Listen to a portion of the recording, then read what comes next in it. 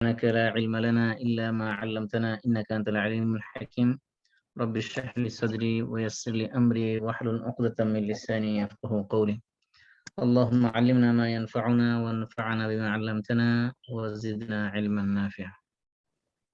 আলহামদুলিল্লাহ, আমরা গুরুত্বপূর্ণ একটা সূরাতুল হুজুরাত আলোচনা শেষ করেছি। আজকে আমরা সূরাতুল মাইদা থেকে শুরু করব। মাইদার শুরু থেকে শুরু করছি না, আমরা সূরা মাইদার, যেহেতু আমরা বলছি যে পুরা 30 পারা কোরআন তো আমাদের এইভাবে ধারাবাহিকভাবে স্টাডি করা অনেক সময়ের ব্যাপার। আমরা যেন গুরুত্বপূর্ণ যে সকল বিধানগুলো আছে সেগুলো আমরা আগে পড়বো, তারপরে মানে সূরা ভিত্তিক সময় হলে আমাদের ধারাবাহিক আলোচনা করব। তো আমরা আজকে বাছাই করেছি সূরাতুল মাইদা এর 5 নম্বর এবং 6 নম্বর এই দুইটা আয়াত। এই দুইটা আয়াতের মধ্যে গুরুত্বপূর্ণ কিছু বিধান আছে, অনেকগুলো মাসলা মাসাইলের ভিতরে আছে। প্রায় এখানে আপনার 8টা মাসালা আছে যেগুলো খুবই গুরুত্বপূর্ণ মাসালা, এগুলোর সাথে এই দুই আয়াতের সাথে সম্পৃক্ত। আমরা প্রথমে 5 নম্বর আয়াত থেকে শুরু করি। আউযু বিল্লাহি মিনাশ শাইতানির রাজিম। বিসমিল্লাহির রহমানির রহিম। আল ইয়াউমা উহিল্লা লাকুমুত তাইয়্যিবাত ওয়া তুআমুল লাযীনা উতুল কিতাবা হিল্লুল লাকুম ওয়া তুআমুকুম হিল্লুল লাহুম। আল্লাহ তাআলা বলতেছেন আল ইয়াউমা মানে আজকের দিনে। এটা একটা জরফ আর কি, মানে আজকের দিন বলতে কোন দিন? আজকের দিন বলতে এটা হতে পারে যেই দিন এই আয়াতটা নাযিল হয়েছে সেই দিন হতে পারে, অথবা এটা হতে পারে এই যে আলিয়ম আগে যে আয়াত গেছে আলিয়ম আকমুতু লাকুম, যেটা আরাফার দিনে নাযিল হয়েছিল বিদায় হজ্জের সময়। ওই আলিয়ম বলতে আরাফার দিন হতে পারে, অথবা এই আয়াতটা যেদিন নাযিল হয়েছে সেই দিনে। ইয়াউম মানে দিন, আলিয়ম মানে আজকের দিন। উহিল্লা, উহিল্লা এটা হলো ফেলে মাজহুল, মানে এটা প্যাসিভ ফর্মে আসছে। আহাল্লা মানে হালাল করা, তাহলে উহিল্লা মানে হালাল করা হয়েছে। হালাল কে করেছে আমরা তো অবশ্যই জানি, হালাল আল্লাহ তাআলা করেছেন। পৃথিবীর কোন মানুষ আল্লাহ তাআলা হালাল হারাম করার ক্ষমতা দেন নাই। নবী রাসূলদেরকে কিছু চয়েস আল্লাহ তাআলা দিয়েছেন। আল্লাহ রাসূল সাল্লাল্লাহু আলাইহি ওয়াসাল্লাম কিছু হালাল হারাম ঘোষণা দিয়েছেন, কিন্তু এছাড়া পৃথিবীর কোন মানুষ হালাল হারাম ঘোষণা দেওয়ার অধিকার ক্ষমতা রাখে না। তাহলে আলেম ওলামারা যেগুলো ফতোয়া দেয় সেগুলো মূলত তাদের নিজস্ব ঘোষণা না, এগুলো কোরআন হাদিসের স্টাডি করে তারা যা পেয়েছে সেই আলোকে তারা বলে থাকে। এজন্য হালাল এবং হারাম একমাত্র আল্লাহ তাআলা করতে পারেন। আল্লাহ রাসূল কিছু যে আল্লাহ তাআলা যেগুলো আল্লাহ রাসূলকে নির্দেশ দিয়েছেন হালাল হারাম ঘোষণা দেওয়ার ক্ষেত্রে সেগুলো তিনি করেছেন। এবং তার মানে হাদিস, কোরআন এবং হাদিস ছাড়া কোন জিনিস হালাল হারাম করা যাবে না। আল্লাহ বলছেন উহিল্লা, হালাল করা হয়েছে, বৈধ করা হয়েছে, লাকুম তোমাদের জন্য। কি বৈধ করা হয়েছে? আত-তাইয়্যিবাতু, তাইয়্যিবাত মানে, তাইয়্যিবাত মানে পবিত্র জিনিস। পবিত্র জিনিস বলতে এখানে তাহারাত বোঝানো হয়নি। তাইয়্যিবাত বলতে এখানে মানুষের জন্য স্বাস্থ্যসম্মত, মানুষের জন্য রুচিসম্মত, মানুষের জন্য ভালো স্বাস্থ্যের দিক থেকে এবং পবিত্র, এই সবগুলো এর ভিতরে শামিল। তার মানে আল্লাহ তাআলা মানুষের জন্য অকল্যাণকর এবং অপবিত্র কোন জিনিস আল্লাহ তাআলা মানুষের জন্য হালাল করেন নাই। পৃথিবীতে যত জিনিস আল্লাহ তাআলা মানুষের খাদ্য হিসেবে হালাল করেছেন সবগুলো পবিত্র জিনিস হালাল করেছেন। কোন অপবিত্র জিনিস এবং খুবই স্বাস্থ্যের জন্য ক্ষতিকর, মারাত্মক ক্ষতিকর এমন কোন জিনিস আল্লাহ মানুষের জন্য হালাল করেন নাই। তাহলে তাইয়্যিবাতকে আল্লাহ তাআলা হালাল করেছেন। এজন্য অনেকে জিজ্ঞেস বলে যে জর্দা খাওয়া যাবে না, বিড়ি খাওয়া যাবে না, এগুলো তো কোরআন হাদিসে নাই। তা আপনি এই আল্লাহ তাআলা যা হালাল করেছেন এই শব্দ থেকে আপনি বুঝতে পারেন যে তাইয়্যিবাত হালাল করেছেন। যারা বিড়ি খায়, সিগারেট খায়, কেউ কি বলতে পারেন এটা তাইয়্যিবাত পবিত্র, অথবা এটা মানে মানুষের জন্য স্বাস্থ্যসম্মত? কোনটার মধ্যে পড়ে না এটা।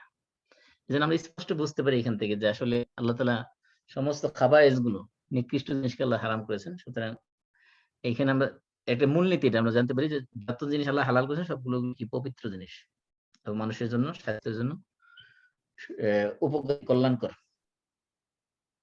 তাহলে তাইয়্যিবাতু হইছে কেন?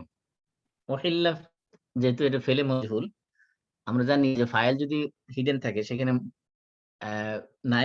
নায়েবে ফাইল বানানো হয় কাকে? মফউলি বিহিকে।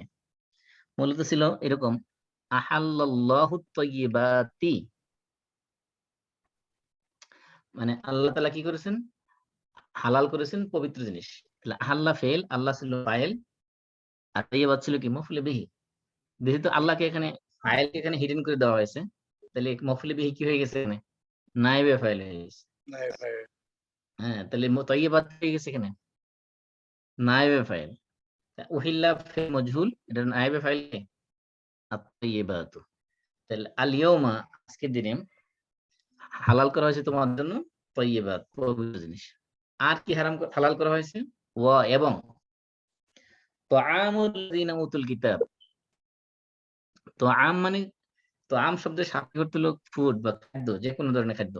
এটা ফল হতে পারে, এটা যে কোনো ধরনের এই ভেজিটেবল হতে পারে, সব যে কোনো ধরনের সব এই কি বলে শস্য শস্য হতে পারে, গোশত হতে পারে, মাছ মাংস হতে পারে, সব ধরনের খাবারই তাআম হিসেবে পরিচিত। কিন্তু এই আয়াতে স্পেশালি তাআম শব্দের অর্থ খাদ্য হিসেবে ব্যবহার করা হয়নি। এখানে তাআম বলতে বোঝানো হয়েছে শুধুমাত্র জবাই করা প্রাণীর গোশত। এটা ভালো করে মনে রাখতে হবে, তা না হলে দেখবেন যে আপনার মানুষ প্রাণ করে কি করবে, হারাম খাওয়া শুরু করবে।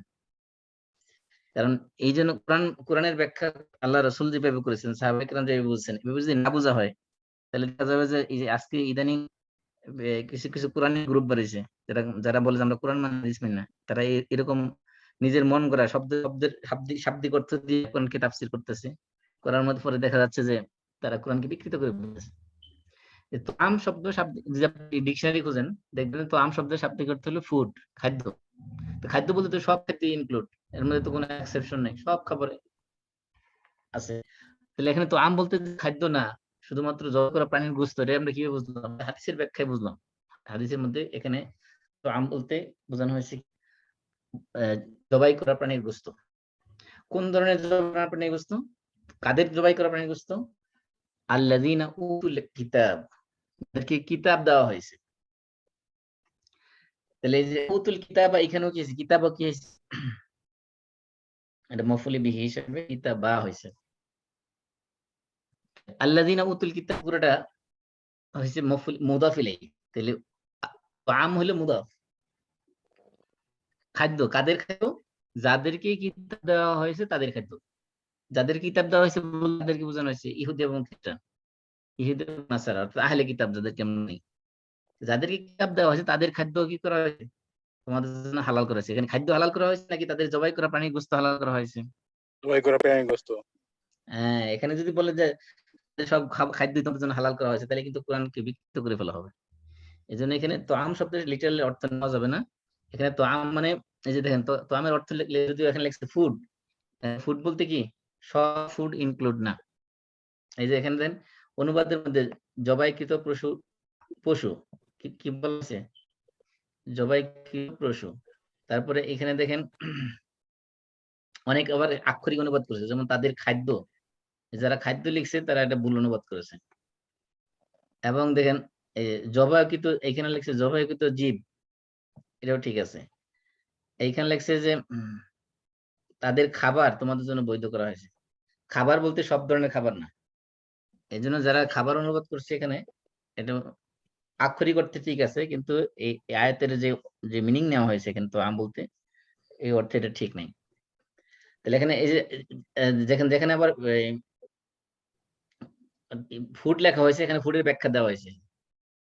এই যে যারা ফুড অনুবাদ করছে তারা আবার ফুড ব্যাখ্যা দিছে, এই যে দেখছেন, here means the meat of animals slaughtered by the Jews and Christians. এখানে তাম বলতে কি বোঝানো হয়েছে তারা আবার ব্যাখ্যা করে দিছে। যারা আক্ষরিক অর্থ নিয়েছে, আক্ষরিক নেওয়ার অর্থ নেওয়ার পর আবার ফুট নোট দিয়ে কি করেছে, এটা ব্যাখ্যা করে দিয়েছে, যে মানে হলো যে ওই সকল অ্যানিমেলের মিট যেগুলো জবাই করছে কারা, জুস অথবা খ্রিস্টান। তাহলে আল্লাহ তাআলা হারাম করছেন পবিত্র জিনিস, আর হারাম করছেন কারা? আহলে কিতাবদের জবাই করা প্রাণীর গোশত। হিল্লুল লাকুম, হিল্লুন মানে হালাল, বৈধ, লাকুম তোমাদের জন্য। তাহলে পবিত্র জিনিস আল্লাহ হালাল হালাল করেছেন, আর যারা আহলে কিতাব তাদের জবাই করা প্রাণীর গোশত কি করেছেন? তোমাদের জন্য হালাল করেছেন। আর কি হালাল করেছেন? ওয়া তুআমুকুম হিল্লুল লাহুম, এবং তোমাদের জবাই করা প্রাণীর গোশত এগুলো তাদের জন্য কি করা হয়েছে? হালাল করা হয়েছে। মানে এখানে ওয়ান ওয়ে না, টু ওয়ে। অর্থাৎ মুসলমান এবং আহলে কিতাব, ইহুদি খ্রিস্টান, এদের ব্যাপারে এদের জবাই করা প্রাণীর গোশত সবটা উভয় পক্ষের জন্য হালাল। মুসলমানরা জবাই করলে সেটাও ইহুদি খ্রিস্টানদের জন্য হালাল, আর ইহুদি খ্রিস্টান জবাই করলে সেটাও কি মুসলমানদের জন্য হালাল। আর কি হালাল করা হয়েছে? ওয়াল মুহসানাত। মুহসানাত বলা হয় সতী সাধবী নারী, যে যে অপকর্মে লিপ্ত হয়নি কখনো, তাদেরকে বলা হয় মুহসানাত। মুহসানাতের আরেক অর্থ হলো বিবাহিত নারী, কিন্তু এখানে বোঝানো হয়েছে সতী সাধবী নারী। মিনাল মুমিনাত, মুমিনদের মধ্য থেকে সতী সাধবী নারী যারা, তাদেরকে তোমাদের জন্য হালাল করা হয়েছে। ওয়াল মুহসানাতু মিনাল্লাযিনা উতুল কিতাবা মিন ক্বাবলিকুম, এবং তোমাদের ইতিপূর্বে যাদেরকে কিতাব দেওয়া হয়েছে তাদের মধ্য থেকে যারা মুহসানাত। মুহসানাত মানে কি এখানে? সতী সাধবী নারী, অর্থাৎ যারা ব্যভিচারে লিপ্ত নয়, যারা নিজেদের চরিত্রকে হেফাজত করেছে, এমন নারীদেরকে তোমাদের জন্য হালাল করা হয়েছে। এখানে দেখেন, আগের খাবারের ক্ষেত্রে কিন্তু টু ওয়ে, কিন্তু বিয়ের ক্ষেত্রে কিন্তু টু ওয়ে বলা হয় নাই, ওয়ান ওয়ে বলা হয়েছে। অর্থাৎ খাবারের ক্ষেত্রে বলা হয়েছে যে আহলে কিতাবদের জবাই করা প্রাণীর গোশত তোমাদের জন্য হালাল করা হয়েছে, এবং তোমাদের খাবার জবাই করা প্রাণীর গোশত তাদের জন্য কি করা হয়েছে? হালাল করা হয়েছে। কিন্তু বিবাহের ক্ষেত্রে কি বলা হয়েছে? বিবাহের ক্ষেত্রে বলা হয়েছে ওয়াল মুহসানাত মিনাল মুমিনিন, মুমিন সতী সাধবী নারী তোমাদের জন্য হালাল করা হয়েছে। আর কি? ওয়াল মুহসানাতু মিনাল্লাযিনা উতুল কিতাবা মিন ক্বাবলিকুম, এবং আহলে কিতাব যারা, আহলে কিতাবদের মধ্যে নারীদের মধ্যে থেকে যারা সতী সাধবী, তাদেরকেও তোমাদের জন্য হালাল করা হয়েছে। তার মানে কি? তার মানে এখানে ওয়ান ওয়ে, একজন মুসলিম সে আহলে কিতাব নারীদেরকে বিয়ে করতে পারবে, কিন্তু কোন মুসলিম নারীকে আহলে কিতাব কোন ইহুদি বা খ্রিস্টান পুরুষের কাছে বিয়ে দেওয়া যাবে না। এখানে এখানে টু ওয়ে অপশন রাখেনি। আগের হালালটা ছিল টু ওয়ে খাবারের ক্ষেত্রে, কিন্তু বিয়ের ক্ষেত্রে ওয়ান ওয়ে। ব্যাখ্যায় পরে আসবো আমরা কেন ওয়ান ওয়ে কেন টু ওয়ে। আগে আমরা অনুবাদ শেষ করি। তাহলে মুহসানাত অর্থ আমরা এখানে কি নিলাম? মুহসানাত এখানে অর্থ নিলাম সতী সাধবী যারা নিজেদের চরিত্রকে কি করেছে? হেফাজত করেছে, যারা কখনো ব্যভিচারে লিপ্ত হয়নি। আর কোরআনে অনেক জায়গায় মুহসানাত বলতে বোঝানো হয়েছে বিবাহিত নারী। এখানে এই আয়াতের মধ্যে বিবাহিত নারী উদ্দেশ্য না, উদ্দেশ্য হলো সতী সাধবী পূর্ণবতী নারী। তবে শর্ত কি? ইজা আতাইতুমুহুন্না, যদি তোমরা, ইজা মানে যখন বা যদি, আতাইতুমুহুন্না, আতাইতুম মানে তোমরা দাও, হুন্না মানে তাদেরকে। আতাইতুম ফেল, আনতুম হলো ফাইল, হুন্না হলো কি মফউল বিহি। এটা পুরোটাই একটা সেন্টেন্স, যদি দেখতে একটা শব্দের মতো দেখা যায়। আতাইতুমুহুন্না, যদি তোমরা তাদেরকে দাও, উজুরাহুন্না, উজুর হলো আজরুনের বহুবচন। আজরুন এর শাব্দিক অর্থ হলো কোনো কিছুর বিনিময়। এমনকি আপনার আরব দেশে যারা ছিলেন, আরব দেশে ট্যাক্সিকে বলে উজরা, এবং ভাড়াকেও বলা হয় উজরা। এখানে আজর মানে হলো কোনো কিছুর বিনিময়, কিন্তু এটা শাব্দিক অর্থ। কিন্তু এখানে উজুর বলতে বোঝানো হয়েছে মহর। আমরা বিয়ের সময় মহর দেই, এই মহরকে বোঝানো হয়েছে আজর। আজরের বহুবচন উজুর। যদি তোমরা তাদেরকে কি দাও, উজুরাহুন্না, তাদের মহর দিয়ে দাও। মহর দিয়ে দিলে কি হবে? তাদেরকে বিয়ে করতে পারবে। তো এখানে মহর না বলে উজুর কেন বলা হয়েছে?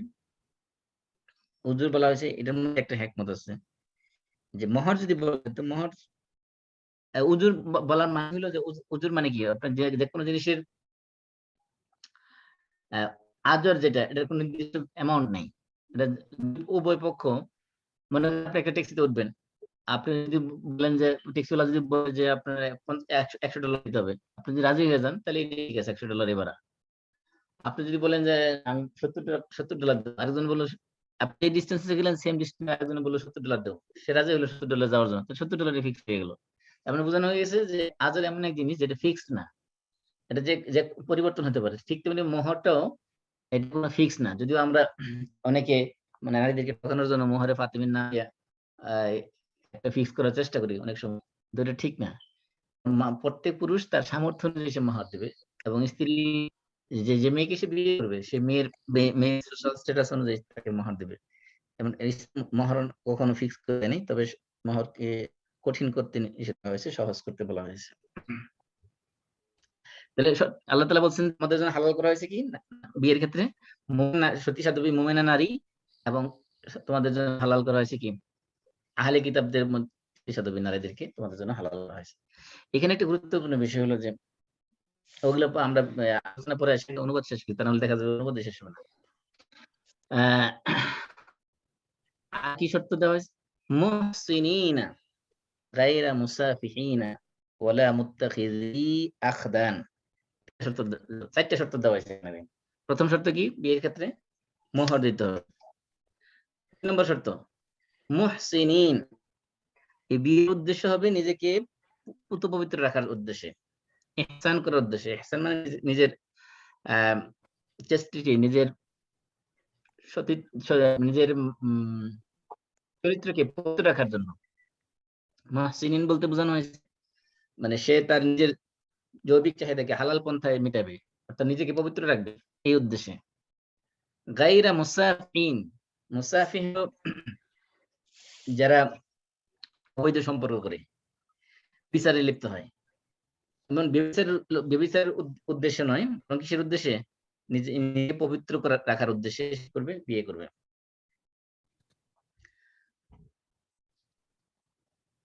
তাহলে মুসাফি মানে হলো, মুসাফি শব্দটা হলো যে যে জেনা ব্যভিচারে লিপ্ত হয়। তাহলে গায়রা মানে ব্যতীত, অর্থাৎ এই জেনা ব্যভিচারে লিপ্ত হওয়ার উদ্দেশ্য নয়। ওয়ালা মুত্তাখিযি আখদান, এবং কি গোপন পত্নী হিসেবে। মুত্তাখিযি আখদান, মুত্তাখিজ মানে গ্রহণকারী হিসেবে।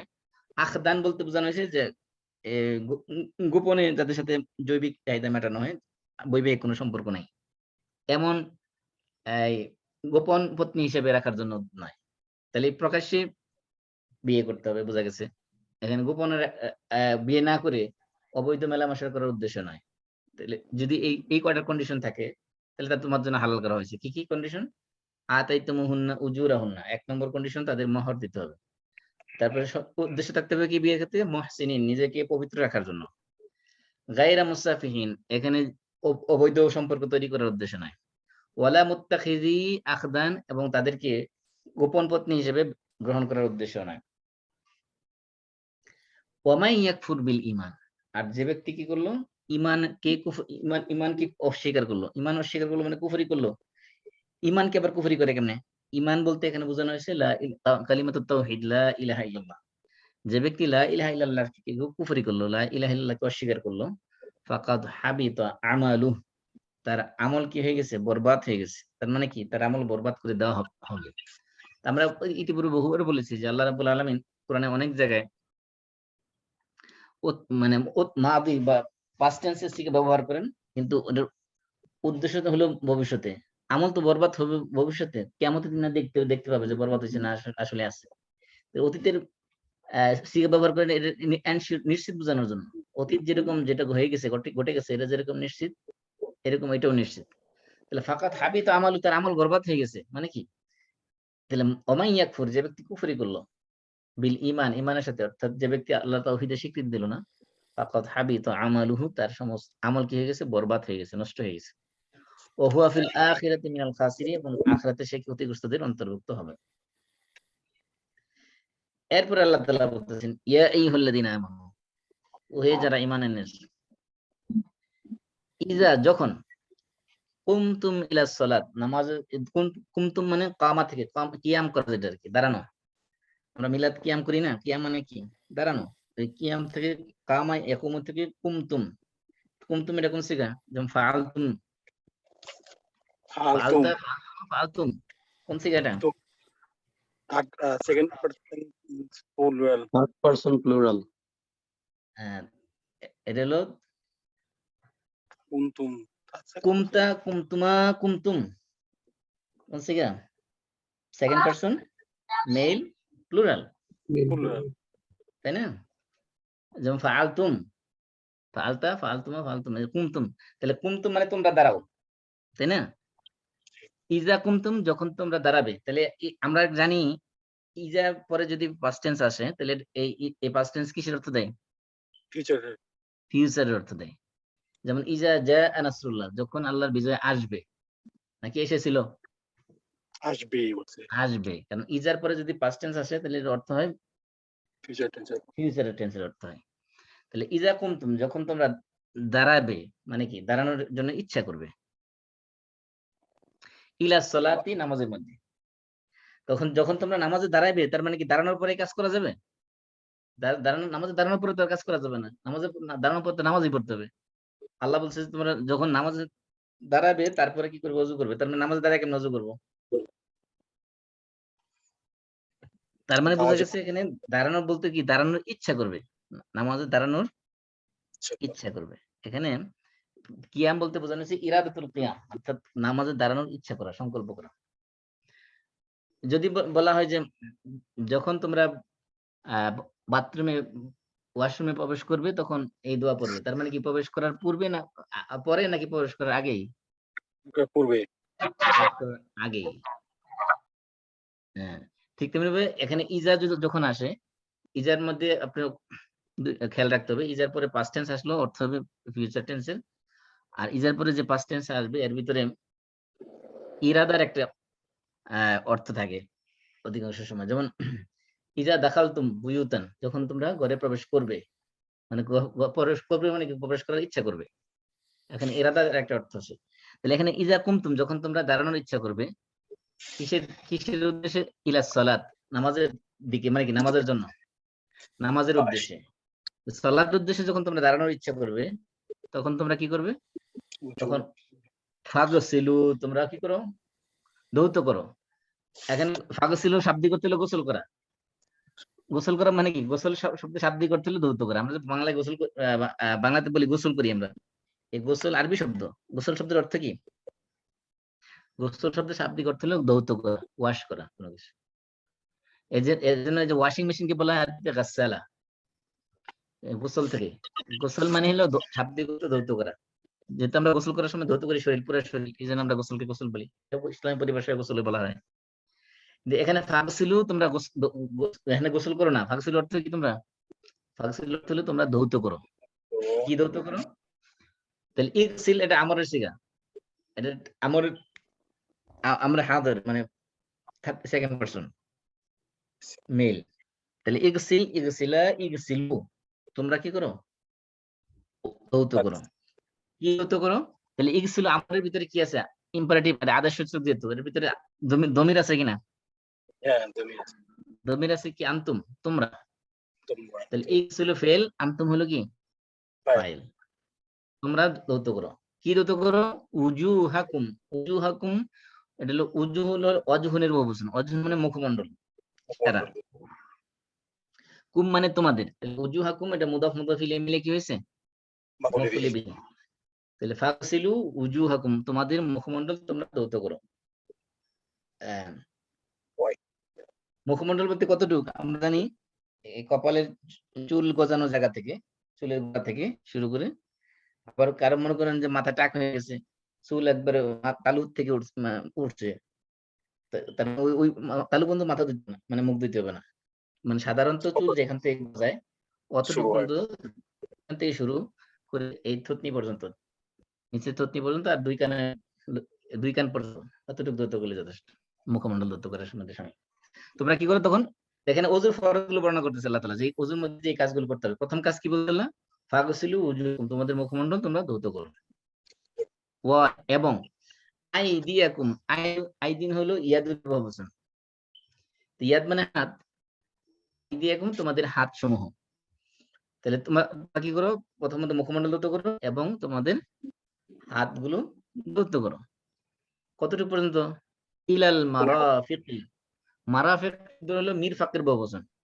মিরফাক মানে হলো কোনই, এলবো, কোনই। এখন ইলা, যে ইলা শব্দের অর্থ হলো প্রতি দিকে, কিন্তু এখানে ইলা মানে হলো কি? মা পর্যন্ত বলছে না? ইলা মানে হলো সাথে, উইথ।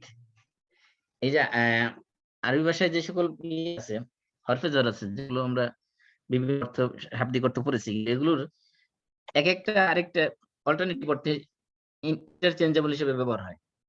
মানে ইলা কোনো সময় মা অর্থে ব্যবহার হতে পারে, ইলা কোনো সময় আনের অর্থে ব্যবহার হতে পারে, ইলা কোনো সময় ফি এর অর্থ হতে পারে, এরকম। আবার এরকম আন কখনো ফি এর অর্থ দিতে পারে। এগুলো চেঞ্জ হইতে পারে বিভিন্ন সময়। ঠিক তেমনি এখানে ইলা বলতে মা মানে কি? সাথে, মানে উইথ। তোমরা হাত ধৌত করো, ইলা মানে পর্যন্ত না। যদি বলো পর্যন্ত, শাব্দিক অর্থ হলো পর্যন্ত, তার মানে কোনি ছাড়া নাকি কোনি সহ? কোনি সহ। কোনি সহ। মনে করেন আমি যদি বলি যে 3 থেকে 5 পর্যন্ত যাদের রোল নাম্বার, তারা এখানে ছাত্রদেরকে বললাম, তাহলে পাস কি ইনক্লুড নাকি পাস ছাড়া? Pass included. ইনক্লুডেড। যদি বলা হয় যে হাত ধৌত করে কুনি পর্যন্ত, তাহলে কুনি ছাড়া নাকি কুনি সহ? কুনি সহ হবে। কুনি সহ, মানে কুনি সহ ধৌত করতে হবে। তাহলে এই যেন মুহাদ্দিসরা এখানে ইলা অর্থ নিচ্ছে মা, ইলা মানে হলো সাথে। তার মানে কুনি যদি আপনার সুখ না থাকে তাহলে আপনার ওযু হবে না, কোনই সহ ধৌত করতে হবে। যখন ছোটবেলা ওযুর ফরজ মুখস্থ করছি আমরা কি পড়ছি? দুইতের কোনই সহ দোয়া, গান দিয়ে পড়ছি না এরকম। কোন ধৌত করতে বলা হয়েছে। ওয়ামসাহু, তারপর আল্লাহ ও এবং ইমসাহু মানে কি ইমসাহু করো। এই যে ইমসাহ এটা আমরের সিগা, তাহলে ইমসাহু এই যে ইগসিল যেরকম আমর, ইমসাহু কি আমর, তাহলে ইমসাহ ইমসাহা ইমসাহু এটা কোন সিগা? আমর হাদের কি second person plural plural male, তাই না? তাহলে ইমসাহু তার ভিতরে আমরের ফেলের সাথে ফাইল আছে তো, আনতুম। ইমসাহু তোমরা কি করো? মাসহ করো। তাহলে ফেল ফাইল পেলাম। বিরুউসিম, তাহলে বা হলো এটা হরফ jar, রুউস হলো রাসুনের বহুবচন। রাসুন মানে কি মাথা, এর বহুবচন হলো রুউস, মাথা সমূহ। কুম মানে তোমাদের, তাহলে ওয়াসাহু বিরুউসিকুম, তোমাদের মাথা সমূহ কি করো? মাসহ করো। এইখানে দেখেন গুরুত্বপূর্ণ বিষয়, এই যে বা হরফে jar, বা হরফে jar আসার কারণে রুউসের মধ্যে কি হয়েছে? সিনের মধ্যে জের হয়েছে, তাই না? হরফে jar কাজ কি? পরবর্তী নাউনকে কি দেয়? দেয়। তাহলে বা আসার কারণে কি হয়েছে? রুউসের মধ্যে সিনের মধ্যে জের হয়েছে, রুউসিকুম। কিন্তু এরপরে তো হরফে jar, হরফে আতফ, হরফে আতফ হিসেবে তো যদি এটা একসাথে মাতুফ আলাইহি হয়, এটা যদি মাতুফ আলাইহি হয় তাহলে তো ও আরজুলিকুম হওয়ার কথা ছিল, কারণ মাতুফ ও মাতুফ আলাইহি এর কি থাকতে হবে? মিল থাকতে হবে, তাই না? তাহলে যদি বিরুউসিকুম হয় তাহলে বোঝা গেছে ওয়ামসাহু বিরুউসিকুম, তোমাদের মাথা মাসহ করো। ও আরজুলিকুম যদি বলা হতো তাহলে হচ্ছে তোমাদের পাও কি করো? মাসহ করো। আমরা যদি পা কি মাসহ করি নাকি ধৌত করি? পা কি মাসহ করি না ধৌত করি? ধৌত করি। ধৌত করি। এই তার মানে বোঝানো হয়েছে যে এই যে ইমসাহু যে আমর, এই আমরের সাথে পরে যে ইমসাহু বিরুউসিকুম, এখানে এই বিরুউসিকুমের সাথে এটা কি মানে আতফ হয়নি, আতফ হয়েছে কিসের সাথে? এই ইগসিলুর সাথে, অথবা এই উজুহাকুমের সাথে, অথবা এই আইদিয়াকুমের সাথে। ইগসিলু থেকে এটা কি হয়েছে? মফউলে বিহি হয়েছে। তাহলে এই উজু মুখমণ্ডল যেরকম আমরা ধৌত করি, হাত যেরকম ধৌত করি, এই পাও কি করতে হবে? ধৌত করতে হবে। দেখেন উজুহাকুমের মধ্যে কি আছে? জবর আছে কিনা? হায়ের মধ্যে কি আছে? জবর আছে। আই দিয়াকুম ইয়ার মধ্যে কি আছে? জবর আছে। আর জুলাকুম, আর জুলাকুম, আর জুল লামের মধ্যে কি আছে? জবর আছে। তার মানে এগুলো সবগুলো মফউলি বিহি হয়েছে। তাহলে যদি এখানে এই বা হরফে jar হিসেবে এটা যদি মাতুফ আলাইহি হইতো তাহলে কি হইতো? ওখানে আর জুলিকুম হইতো। যদি আর জুলিকুম পড়তো কেউ তাহলে কি হয়ে যেত? পা ধৌত না করে পাও মাসহ করতে হইতো। এখানে মূলত পা ধৌত করার বিষয় আসছে, এজন্য ওই আগেরটার সাথে উজু হুকুম বা আইদিয়াকুমের সাথে মাতফ হয়েছে, এখানে রুউসিকুমের সাথে আতফ হয়নি। মানে এটা এই শব্দের সাথে মিলেনি। যদি মিলতো তাহলে আর লিকুম হতো। তাহলে কি করে তোমরা তাহলে এই যে আল্লাহ বলছে তোমরা তোমাদের মাথা মাসহ করো এবং তোমাদের পা সমূহ, তাহলে পা সমূহ কি করতে হবে? মাসহ করতে হবে নাকি ধৌত করতে হবে? অর্থ হিসেবে তো ধৌত করতে হবে। কারণ কি? কারণ হলো যে ইগসিলুর থেকে কি হয়েছে? এটা মফউলি বিহি হয়েছে, ইমসাহুর সাথে হয় নাই। কারণ ইমসাহুর সাথে যদি হইতো রুউসিকুমের সাথে মাতুফ হইতো তাহলে রুউসির মধ্যে জের আছে, এখানে কি আরজুলিকুম হইতো, কিন্তু আরজুলাকুম হইছে। তার মানে কি ওই উজুহাকুম ও আইদিয়াকুমের সাথে যে বিধান আছে এই বিধানই এর মধ্যে কার্যকর হবে। তাহলে পা ধৌত করতে হবে কতটুকু পর্যন্ত? ইলাল কাবাইন। কাব বলা হয় যে কোনো উঁচু জায়গাকে কাব বলা হয়। এই জন্য কাবা বলা হয়, কিন্তু কাবা উঁচু উঁচু স্থানের মধ্যে নির্মাণ করা হয়েছিল এবং কাবাগর সমতল ভূমি থেকে উঁচু, এটা কাবা বলা হয়। উঁচু বা মর্যাদা সম্পন্ন জিনিসকে কাব বলা হয় আরবিতে। তাহলে এখানে কাবাইন বলতে বোঝানো হয়েছে পায়ের দুই টাকনুর মধ্যে যে গিরাজ আছে, পায়ের যে টাকনু আছে না, যে গিরা, যে দুই পায়ের মধ্যে, ওই গিরাটা যেহেতু উঁচু, সাধারণত উঁচু থাকে, এই জন্য এটাকে কাব বলা হয়। তো কাবাইন মানে দুইটা গিরা। তাহলে আরজুলাকুম, এবং তোমাদের পা দ্রুত করো, ইলাল কাবাইন মানে দুই টাকনু পর্যন্ত। দুই টাকনু পর্যন্ত মানে কি? টাকনু সহ নাকি টাকনু ছাড়া? সহ টাকনু সহ। টাকনু যদি না ভিজে তাহলে ওযু হবে না। আল্লাহ রাসূল অত্যন্ত মানে কঠোর ভাষায় সাবধান করেছেন। আল্লাহ রাসূল দেখছেন একবার সাহাবায়ে কেরাম ওযু করে যাচ্ছে, কিন্তু অনেকের পায়ের টাকনুই ভিজে নাই। আল্লাহ রাসূল তখন বলছেন, ওয়াইলুন লিল আকাবি মিনান নার। যাদের যাদের মানে ওযু করার সময় যাদের টাকনু ভিজলো না, এই পায়ের গোড়ালি যারা ভিজাইলো না, তাদের জন্য কি হচ্ছে? ওয়াইল, তাদের জন্য ধ্বংস। এজন্য ওযু করার সময় পায়ের টাকনু সহ ধৌত করতে হবে, টাকনু ছাড়া ধুলে হবে না। আর জুলাকুম ইলাল কাবাইন, পা ধৌত করো তোমার মানে গোড়ালি সহ। তারপরে আল্লাহ বলছেন, ওয়া ইন কুনতুম জুনুবান, ওয়া মানে এবং, ইন মানে যদি, ইন কুনতুম যদি তোমরা হও, কি হও? জুনুবান, জুনুব মানে নাপাক। তোমরা যখন অপবিত্র হয়ে যাও, অপবিত্র হলে কি করবে? স্বাভাবিক আমরা জানি পবিত্র হবে। আল্লাহ বলছেন ফাত্তাহারু, তাহারা তোমরা কি করো? পবিত্রতা অর্জন করো। তাহলে জুনুব অবস্থায় হলে পবিত্রতা অর্জন করতে হবে। আর কি? ওয়া ইন কুনতুম মারদা, আর যদি, ওয়া ইন কুনতুম, এই যে আগে কেন ওয়া ইন কুনতুম আসছে, পরে আবার ওয়া ইন কুনতুম আসছে, মানে যদি যদি তোমরা হও, কি হও? মারদা, মারদা হলো মারিদের বহুবচন। মারিদ মানে অসুস্থ। অসুস্থ। যদি তোমরা অসুস্থ হও, অর্থাৎ তোমরা অসুস্থ থাকো, রোগী থাকো, আও অথবা, আলা সাফারিন, অথবা সফরে থাকো, আও অথবা, জাআ আহাদুম মিনকুম, জাআ মানে আসে, আহাদুন মানে কেউ, মিনকুম তোমাদের মধ্যে থেকে, তোমাদের মধ্যে থেকে কেউ যদি আসে, প্রত্যেকে মিনাল গায়েত, গায়েত মানে গায়েত বলা হয় সাধারণত যে জায়গায় মানুষ পেশাব পায়খানা করে, এটাকে গায়েত বলা হয়। অর্থাৎ বোঝানো হয়েছে যে কেউ যদি পায়খানা থেকে আসে, মানে ওয়াশরুম থেকে আসে, বা এটা আমাদের তো এখন তো রুম আছে, আগের দিনে জাহিলি যুগে ছিল সময় তো অধিকাংশ জায়গায় এরকম পায়খানার ঘরই ছিল না। তো মরুভূমির মধ্যে অথবা অনেক দূরে নির্জন এলাকার মধ্যে মানুষ প্রস্রাব পায়খানা করতো। এই জন্য গায়েত শব্দ বলা হয়েছে। গায়েত মানে হলো যে জায়গায় বসে মানুষ প্রস্রাব পায়খানা করে, সেটাকে বলা হয় গায়েত। তো যদি আল্লাহ তাআলা বলতেছেন, যদি তোমাদের মধ্যে থেকে কেউ পায়খানা থেকে আসে, আও অথবা, লামাসতুমুন নিসা, তোমরা কি করো? লামাসা, মুলামাসা মানে স্পর্শ করা, শাব্দিক অর্থ লামস। এখানে নিসা মানে নারীদেরকে, যদি তোমরা নারীদেরকে স্পর্শ করো, এখানে স্পর্শ বলতে এখানে মেটাফরিক্যাল মিনিং নেওয়া আছে, মানে এটা লিটারাল মিনিং না। এখানে আল্লাহ তাআলা যত জায়গায় মানে ফিজিক্যাল রিলেশনের কথা বলা হয়েছে, সব জায়গায় আল্লাহ তাআলা অত্যন্ত শালীন শব্দ ব্যবহার করেছেন, অত্যন্ত ভদ্র শব্দ ব্যবহার করেছেন। কখনো আল্লাহ সরাসরি জিমা বা দৈহিক মিলন ধরনের শব্দ বলেন নাই। আল্লাহ তাআলা দেখেন কত সুন্দর শব্দ ব্যবহার করেছেন, বলেছেন লামাসতুমুন নিসা, লামাসা ইলামিস মানে স্পর্শ করা।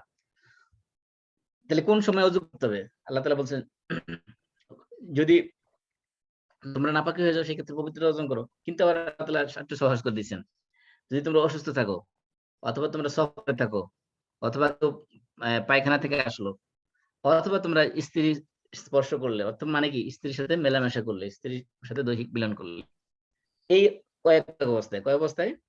অসুস্থ অবস্থায়, সফর অবস্থায়, বাথরুম থেকে আসার পরে, অথবা স্ত্রীর সাথে মিলন করার পরে, এই ৪ অবস্থায় যদি হয়, ফালাম তাজিদু মাআন, তারপর তোমরা কি পাও নাই? পানি পাও নাই।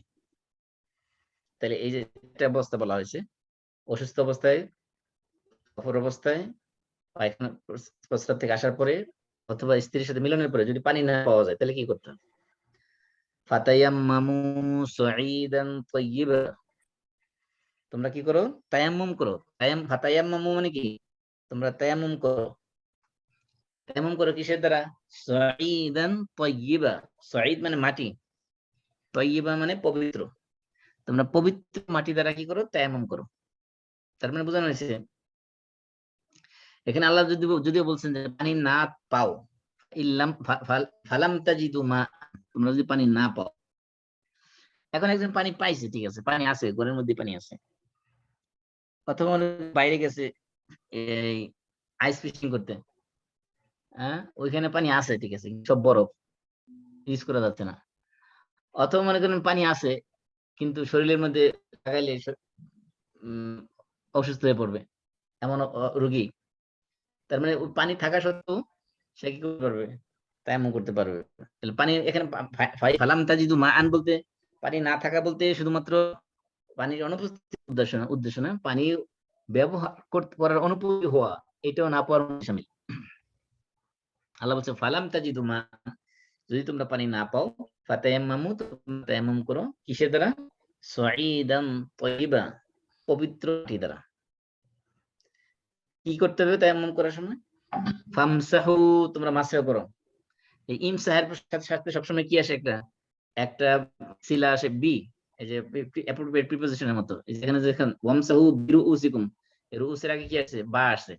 এখানে দেখেন উজুহিকুমের মধ্যে কি আছে, ফামসাহু বিউজুহিকুম, তোমাদের মুখমণ্ডল, চেহারা কি মুখমণ্ডল কি করো, মাসহ করো। তাহলে তায়াম্মুম শেখাচ্ছেন আল্লাহ তাআলা। আগে কি শিখাচ্ছেন, আগে শিখাইছেন অজু করতে হলে কি কি করতে হবে, মুখমণ্ডল ধৌত করতে হবে, আর হাত কোন পর্যন্ত ধৌত করতে হবে, আর মাথা মাসে করতে হবে, আর পা হলো গোড়ালি পর্যন্ত ধৌত করতে হবে। এই চারটা হলো ওযুর ফরজ। এই ওযুর ফরজ আল্লাহ তাআলা এখানে বর্ণনা করে দিয়েছেন, ওযু কিভাবে করতে হবে। এরপরে আল্লাহ তাআলা বলতেছেন, যদি তোমরা এই অসুস্থ থাকো, সফরে থাকো, এখান থেকে আসো, স্ত্রীর সাথে মিলন করো, এরপরে যদি পানি না পাও, তাহলে পানি না পেলে কি করবো, পানি না পেলে তায়াম্মুম করো, পবিত্র মাটি দ্বারা তায়াম্মুম করো। তো তায়াম্মুম কি করতে হবে আল্লাহ তাআলা শিখাচ্ছেন। ফামসাহু বিউজুহিকুম, ইমসাহ মানে মাসহ করো, কিসের দ্বারা, আগে তো সাইদান তো এইভাবে পবিত্র মাটি দ্বারা, কি মাসহ করতে হবে, বিউজুহিকুম, তোমাদের চেহারা, মানে মুখমণ্ডল। মুখমণ্ডলে যে অজুতে আমরা যতটুকু করি অতটুকুই শামিল। ওয়া আইদিয়াকুম মিনহু, ওয়া আইদিয়াকুম, এবং তোমাদের হাত। তাহলে কি করতে হবে, দুইটাই মাসহ করতে হবে, এই মুখমণ্ডল মাসহ করতে হবে, হাতও মাসহ করতে হবে। এখন হাত বলতে কতটুকু হাত উদ্দেশ্য, হাত বলতে কি কবজি পর্যন্ত উদ্দেশ্য, নাকি কোণে পর্যন্ত উদ্দেশ্য, নাকি পুরো হাতই উদ্দেশ্য, এগুলো আমরা ব্যাখ্যার সামনে আসবো। এখানে আমরা শাব্দিক অর্থ শেষ করি। ও আইদিয়াকুম, এবং তোমাদের হাত, মিনহু মানে কি, ওই মিন সাঈদিন তাইয়্যিব, মানে পবিত্র মাটি দ্বারা কি করো, তোমরা হাত মাসহ করো। তাহলে এখানে বোঝানো হয়েছে তায়াম্মুমের কাজ মাত্র দুইটা, আপনি পবিত্রতা নিয়ে করবেন, তারপরে দুইটা কাজ করলে হয়ে যাবে। একটা হলো মুখমণ্ডল মাসহ করবেন, দুই নম্বর কি হাত মাসহ করবেন, তাহলে তায়াম্মুম হয়ে গেল। তায়াম্মুম কেমনে করতে হবে সেটা পরে আসতেছে আমরা। মা ইউরিদুল্লাহ, এই যে আল্লাহ তাআলা এগুলো করেছে, কেন করেছেন, যে অসুস্থ ব্যক্তির জন্য, সফররত অবস্থায় ব্যক্তির জন্য, প্রস্রাব পায়খানা করে পানি নাই, স্ত্রী করছে পানি নাই, কি করবে এই অবস্থায়, আল্লাহ তাআলা বলছেন এগুলো কেন করছি, তায়াম্মুমের বিধান কেন দিয়েছি, আল্লাহ বলছেন মা ইউরিদুল্লাহ, মা মানে না, মা ইউরিদ মানে আরাদা, ইউরিদ মানে চাও, তো মা ইউরিদ মানে চায় না, কে চায় না, আল্লাহ হলো ফাইল, আল্লাহ চান না। মা ইউরিদুল্লাহু, আল্লাহ তাআলা চান না, কি চান না, লিয়াজআলা আলাইকুম মিন হারাজ, জাআলা করতে, বানাতে, আলাইকুম মানে তোমাদের উপর দিতে চান না, কি দিতে চান না, মিন হারাজিন, হারাজ মানে কোন ধরনের কষ্ট, কোন ধরনের কঠিন কাঠিন্য, বা কোন ধরনের কঠিনতা, কঠোরতা, এগুলো তো আল্লাহ তোমাদেরকে দিতে চান না। হারাজ শব্দের শাব্দিক করতে হলো, আপনি যখন দেখবেন গাছের মধ্যে এক গাছের ডালা, একটা গাছে যখন একাধিক ডালা হয় এবং খুব ঘন ঘন হয়, তখন এক ডালা আরেক ডালার সাথে যখন পেঁচ খেয়ে যায়, মানে বাড়িতে যায়, ওটাকে বলে হারাজ, মানে বোঝানো হচ্ছে একবারে খুব কষ্ট হয়েছে এই গাছের ডালাটা বেরোইতে, এরকম ওটাকে শাব্দিক করতে বলা হয়, ওটাকে আরবি ভাষা বলা হয় হারাজ। তাহলে এখানে আল্লাহ তাআলা বলছেন তোমাদের দিনের মধ্যে এত কঠোর, এত জটিল, এত কঠিন কোনো কিছু আল্লাহ করতে চান না। এই কারণে তোমাদের এই দেখেন, সাধারণত মানুষ প্রস্রাব পায়খানা করার পরে তায়াম্মুম করবে, এটা কেমনে হয়, পবিত্র কেমনে হলো, হ্যাঁ, পানি নাই, চিন্তা করবো কি হবে, ডিলাগুলো ব্যবহার করলো, ত্রিশি ব্যবহার করলো, এখন ওযু করলে কেমনে পবিত্র হলো। এটা তো মানুষ অনেকে মনে করে যে মনের ভিতরে কেমন কেমন জানি লাগে, অথবা মনে করেন যে আপনার ফরজ হয়েছে কিন্তু ফরজ গোসল করতেছে না, সে তায়াম্মুম করে কেমনে নামাজ পড়বে। অনেকে মানে মনের মধ্যে কি লাগে, বলে যে আমি কেমনে পবিত্র হইলাম, আমি তো পবিত্র হইলাম না। আল্লাহ বলছে তোমাদের জন্য কি করছি, এটা করছি এই কারণে যে তোমাদের যাতে দিন পালন করে তোমাদের যাতে কষ্টকর না হয়, কঠিন না হয়, সহজ করার জন্য করছি। তোমাদের দিন যাতে তোমাদের জন্য কঠিন না হয়ে যায়। আল্লাহ তাআলা দিন ইসলাম হলো সহজ। আমি মাঝে মাঝে বলি যে অনেক সময় বলেছি আপনাদের সামনে বলছি যে আল্লাহর দিন হলো সহজ আর মোল্লার দিন হলো কঠিন। মানে আমরা হুজুরা ফতোয়া দিতে দিতে করে ফেলছি যে অনেক সহজ সে কঠিন করে ফেলছি। আল্লাহ তাআলা সব সহজ করে দিয়েছেন। আল্লাহ তাআলা চান না যে তোমাদের কঠিন হোক। এবং আল্লাহ রাসূল এই ব্যাপারে সতর্ক করেছেন। আল্লাহ রাসূল বলছেন যে ব্যক্তি দিনকে কঠোর করে দিবে আল্লাহ তাআলা তার উপর কাঠিন্যতা চাপিয়ে দিবেন। হ্যাঁ, রাসূল বলছেন ওয়ালা ইউশাদ্দা দীনা ইল্লা গালাবা। তার উপর ওই কঠোরতা তার উপর গালেব হয়ে যাবে। অর্থাৎ আল্লাহ তাআলা তার উপর কঠোরতা চাপিয়ে। এজন্য আল্লাহ রাসূল সাহাবায়ে কিরাম বলছেন ইয়াসসিরু ওয়ালা তুয়াসসিরু, তোমরা দিনকে সহজ করে দাও, দিনকে যেন কঠিন করো না। বাশশিরু ওয়ালা তুনাফফিরু, মানুষের দিনের প্রতি মানুষকে সুসংবাদ দাও, মানুষকে হারাই দিও না। আল্লাহ বলছেন এই যেগুলো বিধান আমি তোমাদের দিছি, ওযুর নাই, গোসলের ব্যবস্থা নাই, এমন অল্টারনেটিভ যেটা আমি দিছি, এটা কি কারণে? তোমাদের সহজ করার জন্য। আর কি কারণ? ইউরিদু লিইউতাহিরাকুম, আর কি করতে? ইউরিদু ইউরিদু মানে তিনি চান। তাহলে মা ইউরিদু তিনি চান না, মা ইউরিদু আল্লাহ তাআলা চান না। কি চান না? কোন হারা চান না, মানে কঠোরতা তোমার মধ্যে চাপিয়ে দিতে চান না। তাহলে কি চান? ইউরিদু লিইউতাহিরাকুম, ইউরিদু তিনি চান, আল্লাহ চান। কি চান? লিইউতাহিরাকুম। এই যে ইউরিদুর পরে লাম আসছে সব জায়গায়, দেখেন এই যে মা ইউরিদু লিয়াজআলা, এখানে আমরা বলছি ইউরিদু লিইউতাহিরা, এই আরাদার পরে কি আসে? লাম আসে। তাহলে আল্লাহ তাআলা কি চান? লিইউতাহিরাকুম, তোমাদেরকে পবিত্র করতে চান। আর কি করতে চান? ওয়ালিইউতিম্মা নি'মাতাহু আলাইকুম। তাহলে এই যে ওয়ালি লি আসছে কারণ কি? ওই যে ইউরিদুর সাথে মানে ছিল ওয়া ইউরিদু লিইউতিম্মা ছিল। এই ইউরিদু এটা আত্ম করার কারণে এই ইউরিদু বারবার আনা হয়নি।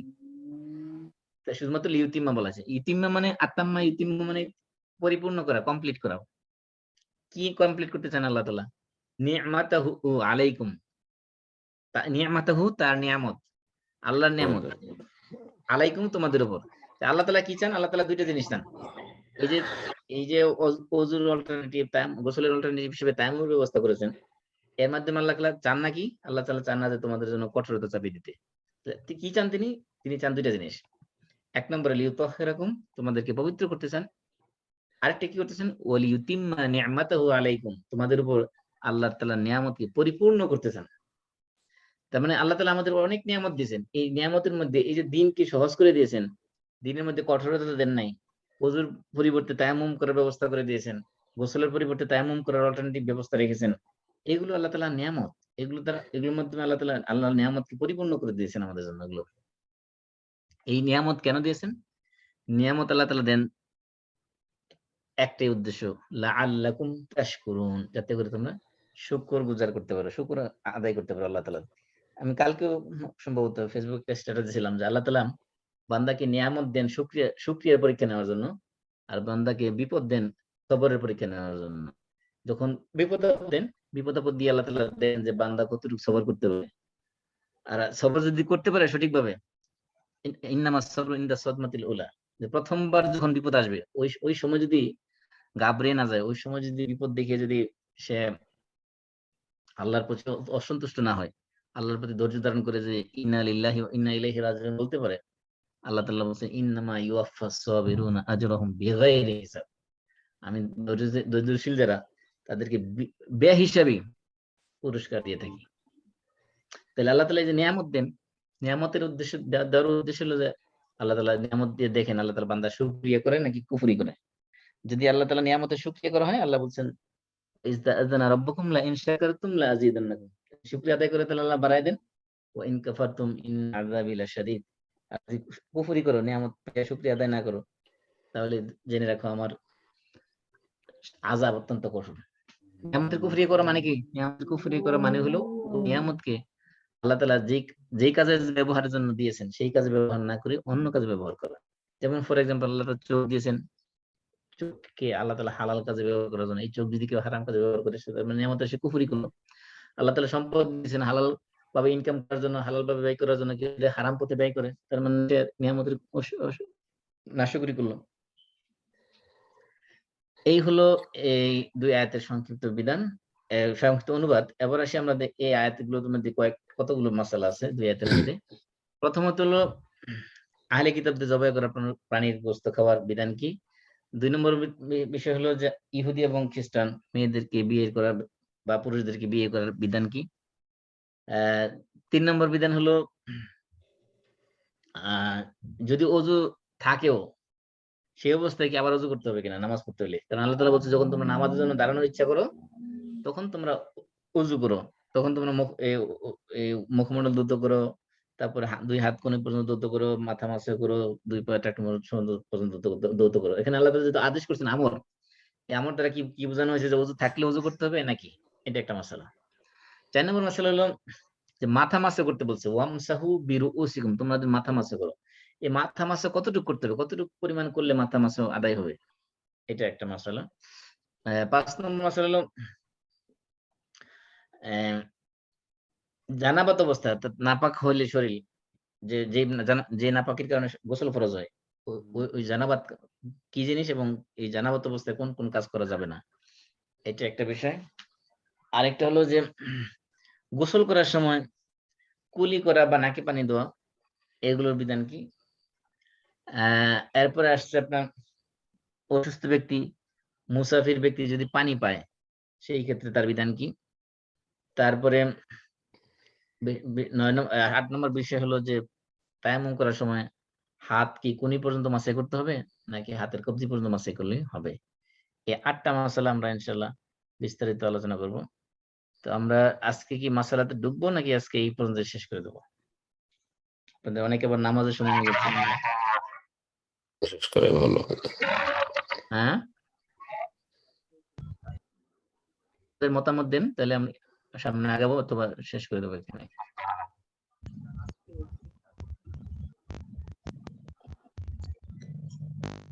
ওকে, তাহলে আমরা একটা মাসালা দিয়ে শেষ করি, সেটা হলো যে প্রথম যেটা আল্লাহ বলছেন তাআমুল্লাযিনা উতুল কিতাবা হিল্লুল লাকুম, তোমাদের জন্য হালাল করা হয়েছে আহলে কিতাবদের জবাই করার প্রাণীর গোশত, তাই না। এখানে তো আম বলতে আমি অনুবাদ করার সময় বলছি, তো আম বলতে যে শাব্দিক অর্থ খাদ্য, কিন্তু তো আম বলতে এখানে সব খাদ্য উদ্দেশ্য না, উদ্দেশ্য হলো কি তাদের জবাই করার প্রাণীর গোশত। এখন প্রশ্ন হলো যে ইহুদি খ্রিস্টানদের জবাই করা প্রাণীর গোশত যদি খাওয়া যায়, তাহলে হিন্দু বা বৌদ্ধ বা খ্রিস্টান, হিন্দু বৌদ্ধ বা শিখ, এদের এই জবাই করা প্রাণীর গোশত কেন খাওয়া যাবে না। তার কারণ হলো যে আহলে কিতাব যারা, তারা সাধারণত আল্লাহর নামে জবাই করে থাকে, যদিও তারা আল্লাহর নামের সাথে শিরক করে এক ধরনের, সেটা হলো তারা জিসাস ক্রাইস্টকে আল্লাহর পুত্র মনে করে। কিন্তু অন্যান্য পৌত্তলিক যারা, বিশেষ করে মূর্তি পূজা যারা করে, তারা অনেক সময় দেখা যায় যে আল্লাহর নামে জবাই না করে দেবদেবীর নামে সরাসরি উৎসর্গ করে, বিভিন্ন মূর্তির নামেই সরাসরি বলি দেওয়া হয়, এই জন্য তাদের গুলো খাওয়া জায়েজ করা হয়নি।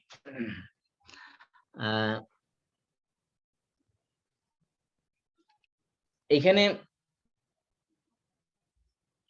দ্বিতীয় বিষয় হলো যে বিয়ের ক্ষেত্রে আহলে কিতাবদের মধ্যে কাদেরকে বিয়ে করা যাবে। প্রথম কথা হলো যে কোন মুসলমান মেয়েকে কোন আহলে কিতাবের কাছে, কোন ইহুদি বা খ্রিস্টানের কাছে বিয়ে দেওয়া জায়েজ নেই, হারাম। আমি আগে বলছি যে খাওয়ার ক্ষেত্রে 2 ওয়ে আর বিয়ের ক্ষেত্রে কি 1 ওয়ে। মানে কি, বিয়ের ক্ষেত্রে তাদেরকে বিয়ে করা যাবে, ইহুদি খ্রিস্টান মেয়েদেরকে, কিন্তু তাদের কাছে বিয়ে দেওয়া যাবে না।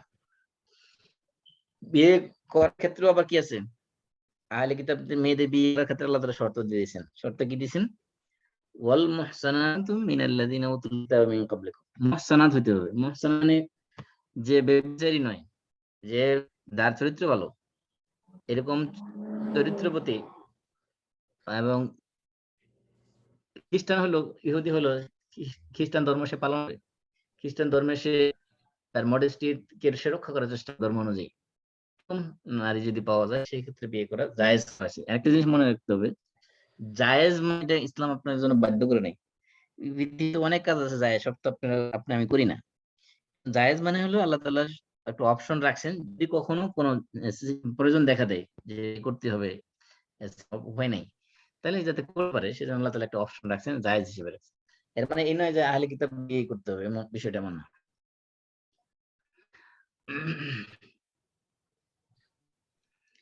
আল্লাহ কিন্তু সাহাবীদের মধ্যে অনেকে এই আয়াত থাকা সত্ত্বেও যে জমহুর উলামা একরাম ফুকাহা একরাম বলেছেন যে ইহুদি এবং নাসারাদের মধ্যে যারা জিম্মি তাদেরকে তাদের মেয়েকে শুধু বিয়ে করা যাবে।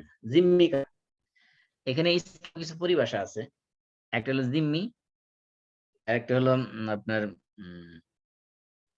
মুআহিদ, এক হলো মুস্তামিন, এক হলো হারবি। চারটা পরিভাষা অত্যন্ত গুরুত্বপূর্ণ এই মাসআলা জানার ক্ষেত্রে।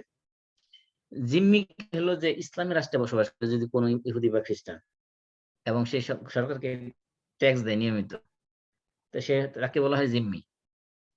আরেকটা হলো হারবি, যে মুসলিমদের সাথে যুদ্ধ চলতেছে যে দেশের, এমন কোন দেশের ইহুদি বা খ্রিস্টান, সে হলো হারবি। আরেকটা হলো মুআহিদ। মুআহিদ হলো যে মুসলিম দেশে বসবাস করে না, সে অন্য দেশে বসবাস করে, তার সাথে মুসলিম দেশের চুক্তি আছে যে তাকে কি করা হবে না, তাকে নিরাপত্তা দেওয়া হবে মুসলমানদের পক্ষে, তার সাথে কখনো যুদ্ধ বিগ্রহ হবে না, এদেরকে বলা হয় মুআহিদ। আরেকটা হলো মুস্তামিন বা মুস্তাআমান। মুস্তামিন হলো যে ব্যক্তি মুসলিম রাষ্ট্রের মধ্যে কোন নিরাপত্তা চায় থাকার জন্য। মনে করেন যে দুই মুসলিম দুই দেশের মধ্যে কি হচ্ছে, যুদ্ধ চলতেছে, এই অবস্থায় যদি ওই অমুসলিম দেশের কোন লোক নাগরিক মুসলিম দেশের কাছে ব্যবসায়িক কাজের জন্য যেতে চায়, যদি বলে যে আমাকে নিরাপত্তা দেওয়া হোক, আমি ব্যবসার কাজে আপনার দেশে যেতে চাই, সেই ক্ষেত্রে সেটাকে বলা হয় মুস্তামিন। এই যে চারটা পরিভাষা, এই চারটা পরিভাষার সাথে সম্পৃক্ত হলো বিভিন্ন বিধান আছে, সেগুলো আমরা ইনশাআল্লাহ বিস্তারিত আলোচনা করব। এবং এই যে 8টা মাসালা, এগুলো সবগুলো সংক্ষিপ্ত হলো আগামী সপ্তাহে ইনশাআল্লাহ আমরা বিস্তারিত আলোচনা করবো, জানার চেষ্টা করবো। আজকে যে যতটুকু আলোচনা করছি এর মধ্যে থেকে আরো কোন প্রশ্ন আছে? আসসালামু বিস্তারিত আলাইকুম। আলোচনা আমার একটা করলে প্রশ্ন অনেক কিছু আছে। ক্লিয়ার হবে। অনেক প্রশ্ন আপনাদের জাগবে আজকে জানি, কিন্তু আলোচনা শেষ হয়ে অনেক প্রশ্নের উত্তর পেয়ে যাবেন। তারপরে যদি একান্ত আজকে না দিলে এমন কোনো প্রশ্ন থাকলে করতে পারবে। প্রশ্নটা সহজ, আপনি ইজি বলতে পারবেন। জি বলেন। এখন কি দুনিয়ায় ইহুদি এবং খ্রিস্টান আছে যাদের কিতাব এত পরিবর্তন করে ফেলা হয়েছে? আসল কিতাব তো তাদের কাছে নেই। সুতরাং যারা ওই কন্টামিনেটেড অর্থাৎ ভেজাল সম্পূর্ণ কিতাব ফলো করছে, তারা কি আসলে সঠিক পথে আছে বা সম্ভব থাকা? প্রথম কথা হলো তারা যেটা করতেছে, আল্লাহ তাআলা বলছে তারা কুফরি করেছে আল্লাহর সাথে, যারা আল্লাহ হলো তিনজনের একজন। হ্যাঁ, এবং ইহুদি খ্রিস্টান এরা যে আকীদা, এখন যে আকীদা তাদের, এই সেম আকীদা রাসূলের সময় ছিল। তারাও বিশ্বাস করতো যে ট্রিনিটিতে বিশ্বাস করতো। আকীদাতুত তাসলিস তাদের মধ্যে ছিল। মানে তারা মনে করে যে গড হলো God father, son and holy spirit, তিন সত্তা মিলিয়ে এক গড। এটা নতুন কনসেপ্ট না, এই কনসেপ্ট রাসূলের জীবদ্দশায় ছিল। রাসূলের সময় যারা খ্রিস্টান ছিল তারাও এই আকীদায় বিশ্বাস করতো। এবং যারা ইহুদি ছিল তারাও বিশ্বাস করতো উযাইর আল্লাহর পুত্র। এরকম তাদের যে সকল ভ্রান্ত আকীদা, ওগুলো রাসূলের যখন জীবিত ছিলেন, কোরআন যখন নাজিল হচ্ছিল, তখনও এই আকীদা তাদের ভিতরে ছিল। তার এইগুলো থাকা সত্ত্বেও আল্লাহ রাব্বুল আলামিন স্পেশাল একটা ছাড় দিয়েছেন মুসলমানদের জন্য, বিশেষ করে তাদের জবাই করা প্রাণী গোস্ত খাওয়ার ক্ষেত্রে এবং তাদের মেয়ের বিয়ে করার ক্ষেত্রে, এই দুইটা জিনিসের ক্ষেত্রে ছাড় দিয়েছে। এই স্পেশাল ছাড় এটা কিয়ামত পর্যন্ত থাকবে, এটা কখনো রহিত হবে না। এবং রহিত হওয়ার জন্য কোন ধরনের কোরআন বা হাদিস, কোন আয়াত বা কোন হাদিসের কোন বিধান এরকম নাই যে এটাকে রহিত করা হয়েছে। এজন্য আপনি অনেক সময় বলতে পারেন যে এখন তো প্র্যাকটিসিং ইহুদি খ্রিস্টান নাই। প্র্যাকটিসিং ইহুদি খ্রিস্টান তাদের ধর্মটুকু আছে, বিকৃত হওয়া যতটুকু আছে, এটাও যদি সে ফলো করে, সে যদি তার ধর্ম যদি সে যদি ধার্মিক হয় এবং সেই মেয়ে যদি প্রকাশ্যে জেনা ব্যবস্থায় লিপ্ত না হয়, তার চরিত্রকে যদি সেরকম করে চলে, এই ধরনের মেয়ে যদি কোনো মুসলমান বিয়ে করতে চায়, তার জন্য এখনো হালাল আছে, বৈধ আছে, হারাম করার কোনো সুযোগ নেই। কিন্তু ওই মেয়েটাকে কি সবসময় মনে হবে আল্লাহ তাআলা, যে আমরা সূরা বাকারার যে আয়াত করেছিলাম, সেখানে আল্লাহ কি বলছেন, ওয়া তানকিহুল মুশরিকাতি হাত্তা ইউমিন, তোমরা মুশরিকা নারীদেরকে ততক্ষণ বিয়ে করবে না যতক্ষণ তারা ঈমান না। ওয়ালা আবদুম মুমিনুন খায়রুম মিন মুশরিকিন, ওয়ালা মুমিনাতুন খায়রুম মিন মুশরিকাতিন। আল্লাহ কি বলছেন সেখানে যে একজন মুমিনা দাসী সে একজন মুশরিকা স্বাধীন নারীর চেয়ে উত্তম। এজন্য সবসময় ইসলাম মুসলমান নারীকে বিয়ে করার প্রতি উৎসাহ দিয়েছে, অমুসলিম নারীদেরকে বিয়ে করার প্রতি ইসলাম উৎসাহ দেয়নি। আমি আগেও বলেছি, আবারও বলতেছি, এটা ভালো করে মনে রাখতে হবে যে পয়েন্টটা হলো যেটা জায়েজ রাখা হয়েছে, জায়েজ রাখার মানে না এটা আপনি চেষ্টা করবেন। যদি প্রয়োজন মনে করেন, একবারে জরুরত দেখা দেয় যে আপনার এর সাথে সম্পর্ক করতে হবে, ফর এক্সাম্পল এমন হইতে পারে যে মনে করেন আপনার নাতি বা আপনার ছেলে এক মেয়ের সাথে এমন সম্পর্কে জড়াই গেছে যে সে তার ছেলে বাঁচবে না, সে আত্মহত্যা করবে বিয়ে না করলে, তখন আপনি কি করবেন? এখন যদি ইসলাম জায়েজ রাখছে, যে বৈধ রাখছে, আপনি এর সুযোগটা নিতে পারেন। কিন্তু এমন না যে আপনি উইলিং যে একজন খ্রিস্টানকে বিয়ের প্রস্তাব দিবেন যে তোমার মেয়েকে আমার ছেলের জন্য বিয়ে করতে চাই, এরকম না।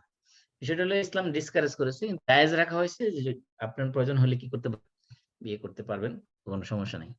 জি, আশা করি উত্তর পেয়েছেন। এটা তো ঠিক আছে, যা সূরা মায়দাতে বা আমাদের কোরআন শরীফে বলা হয়েছে সেগুলো 100% ঠিক আছে, সেটা আমার প্রশ্ন না। আমার প্রশ্ন প্রশ্নটা হচ্ছে, কি সেটা বলুন। প্রশ্নটা হচ্ছে আপনি খন্দকার আব্দুল্লাহ জাহাঙ্গীরের ওই বই পড়েছেন, যেখানে উনি বাইবেল ও পরিচিতি ও পর্যালোচনা, সেখানে উনি দেখিয়েছেন আসলে ধর্ম তাদের কাছে নাই। পিটার এবং মেথু এই দুই ব্যক্তি যা বলেছে সেটা নিয়েই তারা একটা বানিয়ে রেখেছে। আমি আপনার প্রশ্নের উত্তর সংক্ষেপে দিয়েছি, আবারও বলতেছি, এখন খ্রিস্টান বিকৃত হওয়ার পর যতটুকু আছে, অতটুকু যদি কোনো খ্রিস্টান পালন করে, তারপরেও তার মেয়েকে বিয়ে করা ইসলাম জায়েজ আছে। ওকে, ক্লিয়ার হয়েছে বিষয়? না, ওই প্রসঙ্গ তো আমরা একমত, যা সূরা মায়দাতে বলা হচ্ছে আমরা মুসলমান, আমরা এগুলো এগ্রি করি। প্রশ্ন ছিল তার বাইরে, আসলে কি এখন কেউ সঠিক ইহুদি বা খ্রিস্টান আছে, সেটাই ছিল প্রশ্ন। সেটা তো আর প্রসঙ্গ না এখন এখানে। ইহুদি খ্রিস্টান তো অবশ্যই আছে, ইহুদি খ্রিস্টান বলতে অবশ্যই আছে, কিন্তু তার ধর্মের মধ্যে বিকৃত হয়েছে, এটা তো আপনার অস্বীকার করার সুযোগ নাই। ইহুদি খ্রিস্টান কিন্তু নাই পৃথিবীতে, এই কথা ধর্ম বলতে না পারবেন। থাকলে তারা ওই জাতি থাকবে কি করে? হ্যাঁ, ইহুদি ধর্ম খ্রিস্টান তারা ভিত্তিকই তো জাতি। একটা ধর্ম অনুসারী, সেই ধর্মের মধ্যে যুগে যুগে বিকৃত হয়েছে, সেটার মধ্যে করাপশন হয়েছে, সেটা আলাদা বিষয়, কিন্তু ওই ধর্মে তারা এখন অনুসারী হিসেবে আছে, এজন্য তাদেরকে আমরা ওই ধর্মের অনুসারী হিসেবে চিনি এবং ওই হিসেবে তাদেরকে ট্রিট করি আমরা। আল্লাহ তাআলা যেহেতু তাদেরকে ইহুদি এবং নাসারা নামে পরিচয় দিয়েছেন, তারা যতদিন পর্যন্ত এই পরিচয় নিয়ে থাকবে, এই ধর্ম তারা তাদের কাছে যতটুকু আছে ততটুকু যতদিন তারা পালন করবে, ততদিন পর্যন্ত তাদের সাথে তাদের জবাই করা প্রাণী গোশত খাইতে পারবেন, তাদের সাথে বিয়ে দিতে পারবেন, এটা জায়েজ আছে। না, এটা তো আমি একমত, কিন্তু আমি যা জানতে চাচ্ছি সেটা আপনি পাচ্ছি না। তাহলে কি একই সঙ্গে আল্লাহ রাব্বুল আলামিন 2-3 ধর্ম জীবিত রেখেছে, 2-3 ধর্ম চালাতে বলেছেন? আমরা তো জানি যে এক ধর্ম শেষ হয়ে গেলে আরেকটা ধর্ম এসেছে। না, ধর্ম একটাই, আপনি এটা ভুল বুঝেছেন। ধর্ম একটা ধর্ম গেলে আরেকটা ধর্ম আসছে, বিষয়টা এমন না। ধর্ম আল্লাহ তাআলা বলছেন ইন্নাদ-দীনা ইনদাল্লাহিল ইসলাম, আল্লাহর কাছে ধর্ম একটাই, সেটা হলো ইসলাম। আর বিভিন্ন নবীদের কাছে যেগুলো দেওয়া হয়েছে সেগুলো শরীয়ত, সেগুলো শরীয়ত বিধান, এগুলো ধর্ম না। সমস্ত নবীদের ধর্ম ছিল একটাই, সেটা হলো ইসলাম। যেমন আমরা যেটা মনে করি, আদম আলাইহিস সালামের ধর্ম ছিল ইসলাম, ইব্রাহিম আলাইহিস সালামের ধর্ম ছিল ইসলাম, নূহ আলাইহিস সালামের ধর্ম ছিল ইসলাম, মুসা আলাইহিস সালামের ধর্ম ছিল ইসলাম, পৃথিবীর যত নবী আসছে, ঈসা আলাইহিস সালামের ধর্ম ছিল ইসলাম, পৃথিবীর যত নবী আসছে সমস্ত নবীদের ধর্ম ছিল ইসলাম। কিন্তু ইহুদি এবং খ্রিস্টান এটা কোনো ধর্ম, আমরা যদিও জানি এটা একটা ধর্ম, কিন্তু এটা অনেক লম্বা আলোচনা, আমি সেদিকে এখন যাচ্ছি না। আমি যেটা বলতেছি যে পৃথিবীতে সমস্ত নবী, যত নবী রাসূল আসছে, সমস্ত নবী রাসূল ধর্ম ছিল একটা, কিন্তু প্রত্যেক নবীদের আল্লাহ তাআলা শরীয়ত দিয়েছেন, প্রত্যেক না, অধিকাংশ নবীদের আল্লাহ তাআলা শরীয়ত দিয়েছেন ভিন্ন ভিন্ন। প্রত্যেক নবীদের শরীয়ত ভিন্ন ছিল, কিন্তু ধর্ম ছিল একটাই, সেটা ছিল ইসলাম। কারণ আল্লাহ তাআলা বলছেন ইন্নাদ-দীনা ইনদাল্লাহিল ইসলাম, নিশ্চয়ই একমাত্র মনোনীত ধর্ম আল্লাহর কাছে ইসলাম। ওয়া মান ইয়াবতাগি গায়রাল ইসলামি দীনান ফালা ইউকবালা মিনহু ওয়া হুয়া ফিল আখিরাতি মিনাল খাসিরিন, আর যে ব্যক্তি ইসলাম ছাড়া অন্য কোনো ধর্মকে অনুসরণ করবে, তার কাছ থেকে কোনোদিন সেই ধর্ম গ্রহণ করা হবে না, ও আর পরকালে সে হবে ক্ষতিগ্রস্তদের অন্তর্ভুক্ত। এই জন্য ধর্ম আর শরীয়ত আরেক জিনিস, এটার ভিতরে আবার মিসম্যাচ করে ফেললে আবার সমস্যা। আশা করি বুঝতে পারছেন। ইনশাআল্লাহ, আল্লাহ ভালো করুন। ধন্যবাদ। আচ্ছা নাসিম ভাই, জি, এই যে ইনজিল তো যেমন ধরেন ইউনানি ভাষায় নাজিল হয়েছিল, কিন্তু ইউনানি ভাষা তো নাই পৃথিবীতে। হ্যাঁ ইব্রানি ভাষায়। না ইউনানি হুম। ওই ভাষাটা নাই পৃথিবীতে, হ্যাঁ তাদের অরিজিনাল গ্রন্থ তো নাই। হ্যাঁ আমি তো বললামই যে গ্রন্থটা বিকৃত হওয়ার পর যতটুকুই আছে, তাদের এই ধর্মের ভিতরে তারা যতটুকু পালন করে, অতটুকু যদি কোনো ব্যক্তি পালন করে, কোনো খ্রিস্টান মেয়ে বা ইহুদি মেয়ে, অতটুকু যদি সে পালন করে এবং সে যদি সত্যি সাথে বিয়ে হয়, সেটার জন্য তাকে বিয়ে করা ইসলাম আপনার জন্য জায়েজ রাখছে। আচ্ছা আপনি জায়েজটাকে আল্লাহ যারা বলছেন সহজ করে দিচ্ছেন, এটা আপনি কঠিন করতে যাচ্ছেন কেন? আচ্ছা আচ্ছা আরেকটা কোশ্চেন, যেটা হলো যে আমরা যে কর সাইন দেখে খাই, যে যেটা হলো যে ইহুদিরা যে কর সাইন এগুলো ইসে করে, এগুলো তো হালাল বলতে চলে ওদের কষার কষার কসর সাইন। জি কষার হালাল। কষার সাইন দেখলে এগুলো খাইতে পারবেন, জায়েজ আছে। আচ্ছা আচ্ছা বরং তো আপনার কষার সাইন ওলা যেগুলো, এগুলো অনেক সময় আপনার মুসলমান হালাল হালাল সার্টিফিকেট দেওয়া যেগুলো, ওগুলো হচ্ছে অনেক ভালো। আচ্ছা আচ্ছা কারণ আপনার মুসলমানদের, আমি তো হালাল কোম্পানির সাথে জড়িত, জি অনেক হালাল কোম্পানি আছে তাদের কাছে কোনো শরিয়া এক্সপার্ট লোকই নেই, ও কিন্তু দেখা যাচ্ছে সার্টিফিকেট লাগাই যাচ্ছে যে এগুলো সব হালাল। এবং মানে কি এখানে মুসলিম মেজরিটি স্কলার বলছে যে যেটা হারাম, সেটার মধ্যে তারা হালাল সার্টিফিকেট লাগায় বাজারে ছাড়তেছে। এই জন্য বলছে যে কষার যদি নেন আপনি, তাহলে আপনি নিশ্চয়ই জানবেন যেটা কষার, ওটার মধ্যে কোনো বেজাল নাই। কিন্তু মুসলমানদের হালাল সার্টিফিকেট ওলা নিলে সেটার মধ্যে বেজাল থাকতে পারে। ওকে, তো আমরা শেষ করে দিচ্ছি। সবাই পড়ি কাফারাতুল মাজলিস। সুবহানাকাল্লাহুম্মা ওয়া বিহামদিক, আশহাদু আল্লা ইলাহা ইল্লা আনতা, আস্তাগফিরুকা ওয়া আতুবু ইলাইক। আসসালামু আলাইকুম ওয়া রাহমাতুল্লাহি ওয়া বারাকাতুহু। ওয়ালাইকুম আসসালাম ওয়া রাহমাতুল্লাহি ওয়া বারাকাতুহু।